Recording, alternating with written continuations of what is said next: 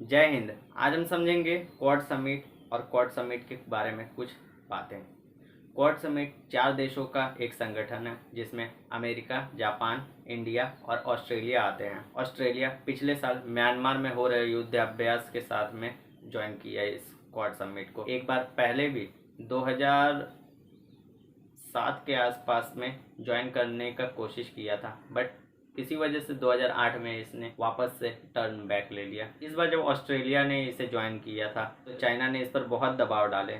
उसने ऑस्ट्रेलिया के साथ बिजनेस बंद करने का भी धमकी दिया था। ऑस्ट्रेलिया का अधिकतर निर्यात चाइना के साथ ही होता है। चाइना ऑस्ट्रेलिया के सारे कूड़े कचरे खरीद लेता है।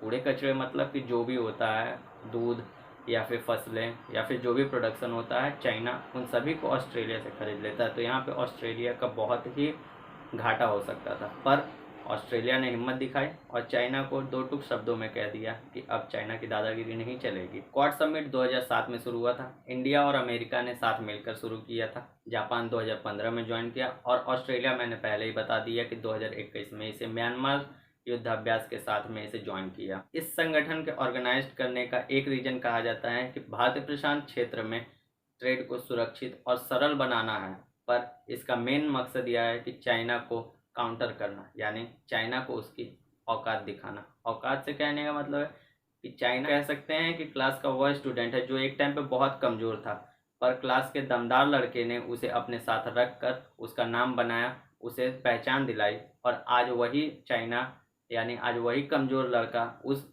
दमदार लड़के को उसका हैसियत दिखा रहा है। मतलब कि वो कहना चाहता है कि आज तुम कमज़ोर हो और मैं ज़्यादा तेज हूँ। तो चाइना को उसका हैसियत और दुनिया के बाकी देशों को चाइना के दादागिरी से बचाने के लिए इस संगठन का निर्माण किया गया था। साथ ही क्वाड संगठन में कुछ ऐसे ऐसे फैसले लिए गए जिन्हें पूरी तरह से तो बताया नहीं गया, पर ऊपर ही ऊपर बता दिया गया है कि चाइना जिस हिसाब से दुनिया या गरीब देशों को फंडिंग देकर उनसे उनके एयरपोर्ट, उनके नेवल बेसेस को हथिया रहा है, यानी कि उन्हें फंडिंग देकर उनसे कर्ज तो रिटर्न हो नहीं पा रहा है, जिस वजह से वे उस पर अपना हक जमा ले रहा है, तो यहाँ पर इनडायरेक्टली उसे हथिया रहा है। तो अमेरिका, जापान, इंडिया और ऑस्ट्रेलिया ने मिलकर इस पर उसे काउंटर करने का फैसला लिया। इस बार के क्वाड समिट में एक सबसे महत्वपूर्ण फैसला लिया गया। IPEF संगठन को ऑर्गेनाइज किया गया और जो ये क्वाड समिट के 4 देश हैं, भारतीय प्रशांत क्षेत्र में एक दूसरे की सुरक्षा का भी प्रण लेते हैं। यानी ऑस्ट्रेलिया पे खतरा आया तो अमेरिका, इंडिया और जापान मिलकर हमला करेंगे अपोजिट पर, और इंडिया पर खतरा आया तो अमेरिका, जापान और ऑस्ट्रेलिया मिलकर हमला करेंगे अपोजिट वाले पर।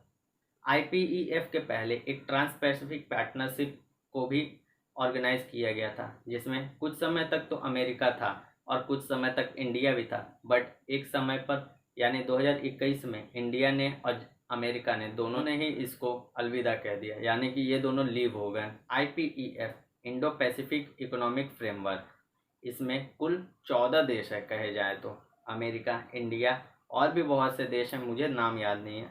कहने को है कि यह जो 14 देश है, इन 14 देशों के बीच के ट्रेड को सरल और सार्थक और सुरक्षित बनाने के लिए यह IPEF संगठन का निर्माण किया गया। पर इसका भी मेन रीज़न यही है कि चाइना का जो गैर कानूनी दूसरे के क्षेत्रों में डूबकर फिशिंग करना होता है, उस पर काउंटर करना है। US ने एक सैटेलाइट लॉन्च करने का कहा। वह सैटेलाइट ऊपर से ही चाइना के शिप्स पर नज़र रखेगा। इसी बीच जब जापान में क्वाड समिट को ऑर्गेनाइज किया गया था, तो वहाँ पर जिस दिन क्वाड समिट का लास्ट डेट था, यानी कि 24 मई को, उसी दिन जापान के समुद्री सीमा के पास से चाइना और रसिया के दो दो फाइटर जेट उड़ान भरे थे। यानी कि रसिया और चाइना बिल्कुल भी नहीं चाहता है कि यह समिट हो और इसमें चाइना या रसिया के खिलाफ कुछ भी बातें की जा सके। देखिए, भारत के लिए तो दोनों हाथों में लड्डू है। भारत को किसी भी तरह से डरने की ज़रूरत नहीं, यहाँ पर संभल के रहना ज़रूरी है। क्यों? क्योंकि यहाँ पर रसिया और अमेरिका तो खैर भारत के साथ है ही, वह भारत को लुभाने के लिए पूरी कोशिश करेंगे, पर चाइना का कुछ ठीक नहीं है। चाइना यहाँ पर कब क्या कर जाए कुछ भी ठीक नहीं है। देखिए, भारत अभी फिर भी जितना भी है, भारत अभी पूरी तरह से शक्तिशाली नहीं हुआ है, वह अभी शक्तिशाली बनने की राह पर है, पर यहाँ पर चाइना पहले से ही शक्तिशाली होकर बैठा है। तो जब तक भारत बखूबी शक्तिशाली ना हो जाए, चाइना को टैकल करने के लिए उसके अंदर में पावर ना आ जाए, तब तक तो चाइना से उसे बचकर ही अपने नीतियों को आगे बढ़ाना होगा और देश को एक अच्छे आर्थिक राह पर लेकर चलना पड़ेगा। आज के लिए इतना ही, मिलते हैं अगले वीडियो में, तब तक के लिए जय हिंद।